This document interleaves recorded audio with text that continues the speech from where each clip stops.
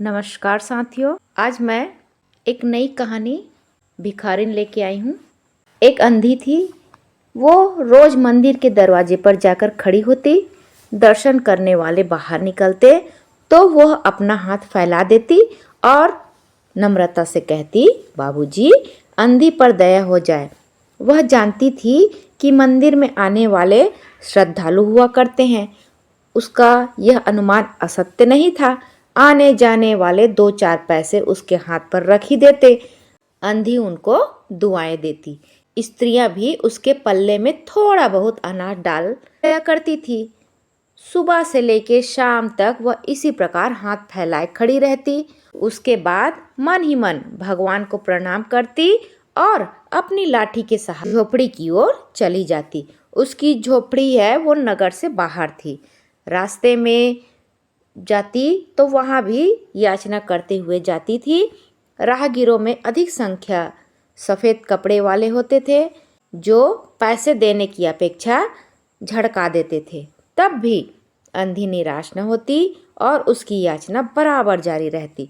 झोपड़ी तक पहुँचते पहुँचते उसे 2-4 पैसे और मिल जाते थे। झोपड़ी के पास ही पहुँचते ही एक 10 साल का लड़का उछलता कूदता आता और उससे चिपट जाता। अंधी टटोल कर उसके मस्तक को चूमती।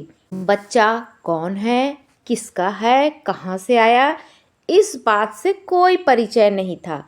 5 वर्ष हुए पास पड़ोस वाले उसे अकेला देखा था। इन्हीं दिनों एक दिन शाम को लोगों ने उसकी गोद में एक बच्चा देखा। वह रो रहा था। अंधी उसका मुख चूम चूम कर उसे चुप कराने की कोशिश कर रही थी। वह कोई असाधारण घटना नहीं थी, बल्कि किसी ने भी न पूछा कि बच्चा किसका है। उसी दिन से यह बच्चा अंधी के पास था और खुश था। उसको वह अपने से अच्छा खिलाती और पहनाती थी। अंधी ने अपनी झोपड़ी में एक हांडी रखी थी।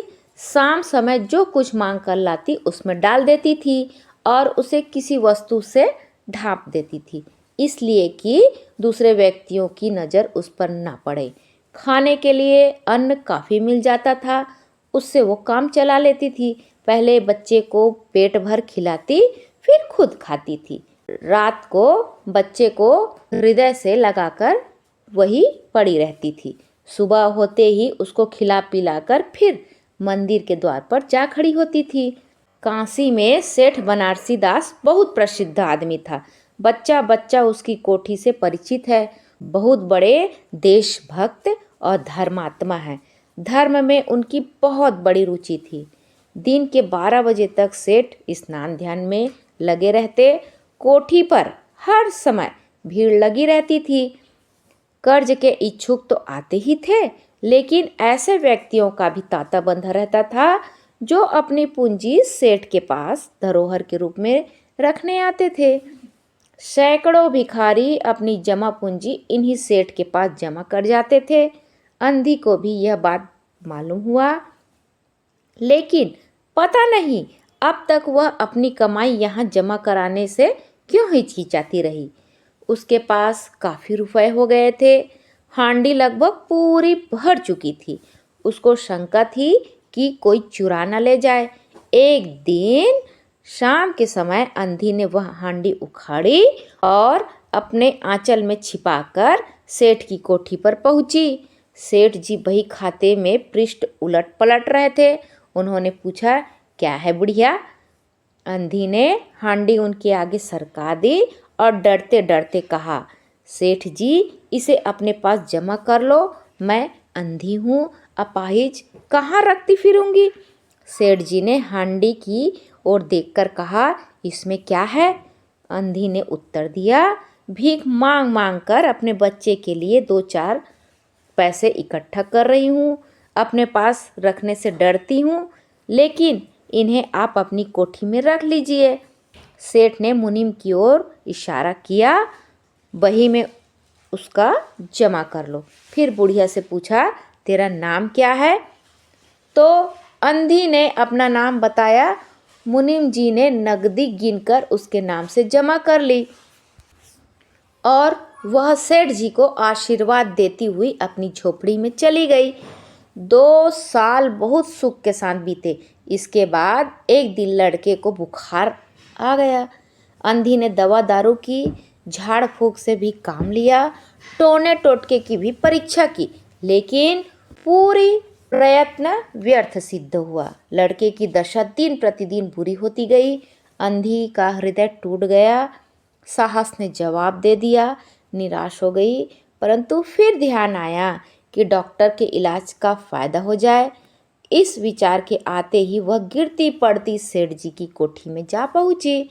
सेठ जी वहां पर बैठे हुए थे।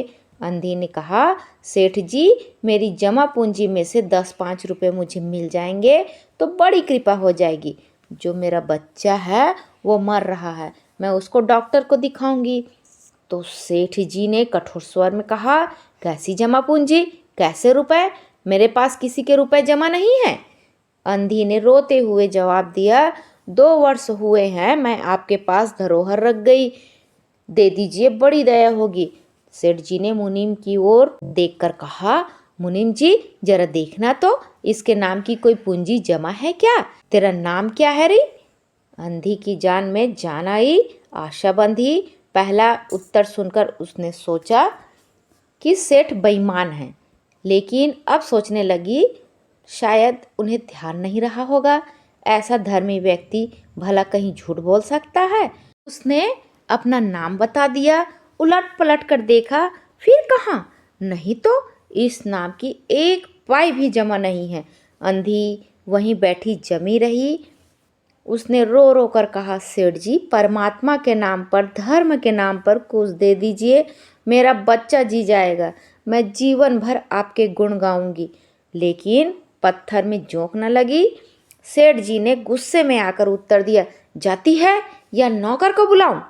अंधी लाठी टेक कर खड़ी हो गई और सेठ जी की ओर मुंह करके बोली, अच्छा भगवान तुम्हें बहुत दे, और अपनी झोपड़ी की ओर चली गई। यह आशीष न था बल्कि एक दुखी का श्राप था। बच्चे की दशा बिगड़ती गई। दवा दारू हुई ही नहीं, फायदा क्यों कर होता। एक दिन उसकी अवस्था चिंताजनक हो गई, प्राणों के लाले पड़ गए। उसके जीवन से अंधी भी निराश हो गई। सेठ जी पर रह रहकर उसे गुस्सा आता था। इतना धनी आदमी है, 2-4 रुपए दे देता तो क्या चला जाता, और फिर मैं उससे कुछ दान नहीं मांग रही थी, अपने ही रुपए मांगने गई थी। सेठ जी से घृणा हो गई। बैठे बैठे उसको कुछ ध्यान आया। उसने बच्चे को अपनी गोद में उठा लिया और ठोकरे खाते गिरती पड़ती सेठ जी के पास पहुंची और उनके द्वार पर धरना देकर बैठ गई। बच्चे का शरीर बुखार से तप रहा था और अंधी का कलेजा भी। एक नौकर किसी काम से बाहर आया। अंधी को बैठा देखकर उसने सेठ जी को इसकी सूचना दी। सेठ जी ने आज्ञा दे दी कि उसे भगा दो। नौकर ने अंधी से चले जाने को कहा, लेकिन वह उस जगह से हिली भी नहीं। मारने का भय भी दिखाया गया, लेकिन वह टस से मस नहीं हुई। उसने फिर अंदर जाकर कहा कि वह नहीं टलती। सेठ जी खुद बाहर आए, देखते ही पहचान गए। बच्चे को देखकर उन्हें बहुत आश्चर्य हुआ कि उसकी शक्ल सूरत उनके मोहन से बहुत मिलती जुलती है। 7 वर्ष हुए तब मोहन किसी मेले में खो गया था। उसकी बहुत खोज की पर उसका कोई पता न मिला। उसे याद हो आया कि मोहन की जांघ पर एक लाल रंग का निशान है। इस विचार के आते ही उन्होंने अंधी की गोद के बच्चे की जांघ देखी। निशान वहीं पर था, लेकिन पहले से कुछ बड़ा हो गया था। उनको विश्वास हो गया कि बच्चा उन्हीं का है। तुरंत उसको छीनकर अपने कलेजे से लिपटा लिया। शरीर बुखार से तप रहा था। नौकर को डॉक्टर लाने के लिए भेजा और खुद मकान के अंदर चले गए। अंधी खड़ी हो गई और चिल्लाने लगे, मेरे बच्चे को न ले जाओ, मेरे रुपए तो हजम कर गए, अब क्या मेरा बच्चा भी मुझसे छीनोगे? सेठ जी बहुत चिंतित हुए और कहा, बच्चा मेरा है, यही एक बच्चा है, 7 साल पहले कहीं खो गया था और अब मिला है, सो इसे कहीं नहीं जाने दूंगा। और लाख यत्न करके भी इसका मैं प्राण बचाऊंगा। अंधी ने एक जोर का ठहाका लगाया। तुम्हारा बच्चा है इसलिए लाख यत्न करके भी उसे बचाओगे, और मेरा बच्चा होता तो उसे मर जाने देते क्यों? यह भी कोई न्याय है? इतने दिनों तक खून पसीना करके उसको पाला है, मैं उसको अपने हाथ से नहीं जाने दूंगी। सेठ जी की अजीब दशा थी, कुछ करते धरते नहीं बन पड़ता था। कुछ देर वहीं मौन खड़े रहे, फिर मकान के अंदर चले गए। अंधी कुछ समय तक खड़ी रोती रही, फिर भी वह अपनी झोपड़ी की ओर चली गई। दूसरे दिन सुबह प्रभु की कृपा हुई और दवा ने जादू का सा प्रभाव दिखाया। मोहन का बुखार उतर गया। होश आने पर उसने आंखें खोली तो सबसे पहले उसकी जबान से निकला माँ। चारों ओर अपरिचित शक्लें ही दिखाई दे रही थी। उसने अपनी आंखें बंद कर लिए। उस समय से उसका बुखार फिर अधिक होना चालू हो गया। माँ माँ की रट लगी हुई थी। डॉक्टर ने भी जवाब दे दिया। सेठ जी के हाथ पांव फूल गए। चारों तरफ अंधेरा दिखाई देने लग गया। क्या करूं, एक ही बच्चा है, इतने दिनों बाद मिला भी तो मृत्यु उसको अपने चंगुल में दबा रही है, इसे कैसे बचाऊं? एकाएक उनको अंधी का ध्यान आया। पत्नी को बाहर भेजा कि देखो कहीं वह अब तक द्वार पर न बैठी हो, लेकिन वह वहां कहाँ। सेठ जी ने फिटन तैयार कराई और बस्ती से बाहर उसकी झोपड़ी पर पहुंचे। झोपड़ी बिना द्वार के थे। अंदर गए, देखा अंधी एक फटे पुराने टाट पर पड़ी है और उसकी आंखों से आंसू बह रही है। सेठ जी ने धीरे से उसको हिलाया। उसका शरीर भी अग्नि की भांति तप रहा था। सेठ जी ने कहा, बुढ़िया तेरा बच्चा मर रहा है, डॉक्टर निराश हो गए हैं, रह रह कर तुझे पुकार रहा है, अब तू उसके प्राण बचा सकती है, चल और मेरे नहीं नहीं अपने बच्चे की जान बचा लेना। अंधी ने फिर जवाब दिया, मरता है तो मरने दो, मैं भी मर रही हूँ, हम दोनों स्वर्ग लोक में फिर माँ बेटे की तरह मिल जाएंगे। इस लोक में सुख नहीं है, वहां मेरा बच्चा सुख में रहेगा, मैं वहां उसकी सेवा करूंगी। सेठ जी को रोना आ गया। आज तक उन्होंने किसी के सामने सिर नहीं झुकाया था, लेकिन इस समय अंधी के पांवों में गिर पड़े और रो रो कर कहा, ममता की लाज रख लो, आखिर तुम भी उसकी माँ हो, चलो तुम्हारे जाने से वह बच जाएगा। ममता शब्द ने अंधी को विकल कर दिया। उसने तुरंत कहा, अच्छा चलो। सेठ जी सहारा देकर उसे बाहर लाए और फिटन पर बिठा दिया। फिटन घर की ओर दौड़ने लगी। उस समय सेठ जी और अंधी भिखारिन दोनों की एक ही दशा थी। दोनों की यही इच्छा थी कि जल्दी से जल्दी अपने बच्चे के पास पहुंच जाए। कोठी आ गई। सेठ ने सहारा देकर अंधी को उतारा और अंदर ले गए। भीतर जाकर अंधी ने मोहन के माथे पर हाथ फेरा। मोहन पहचान गया कि यह उसकी माँ का हाथ है। उसने तुरंत आंखें खोल दिए और उसे अपने पास खड़े हुए देखकर कहा, माँ तुम आ गई। अंधी भिखारिन मोहन के सिरहाने बैठ गई और उसने मोहन का सिर अपने गोद में रख लिया। उसको बहुत सुख अनुभव हुआ और उसकी गोद में तुरंत सो गया। दूसरे दिन से मोहन की तबीयत ठीक होने लगी और 10-15 दिन में वह बिल्कुल ठीक हो गया। जो काम हकीमों, वैद्य की पुड़िया और डॉक्टरों के द्वारा नहीं हो सका, वह अंधी की स्नेहमयी सेवा ने पूरा कर दिया। मोहन के पूरी तरह स्वस्थ हो जाने पर अंधी ने विदा मांगी। सेठ जी ने बहुत कुछ कहा सुना कि वह उन्हीं के पास रह जाए, लेकिन वह सहमत नहीं हुई। विवश होकर विदा करना पड़ा।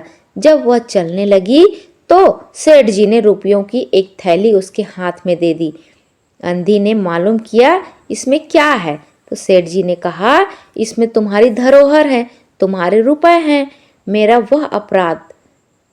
अंधी ने बात काट कर कहा, यह रुपए तो मैंने तुम्हारे मोहन के लिए इकट्ठे किए थे, उसी को दे देना। अंधी ने थैली वहीं छोड़ दी और लाठी टेकती हुई चल दी। बाहर निकलकर फिर उसने उस घर की ओर आंख उठाई और उसके आंखों से आंसू बहने लगे। लेकिन वह एक भिखारिन होते हुए भी सेठ से महान थी। इस समय सेठ एक याचक मांगने वाला था और वह भिखारिन एक दाता देने वाली थी।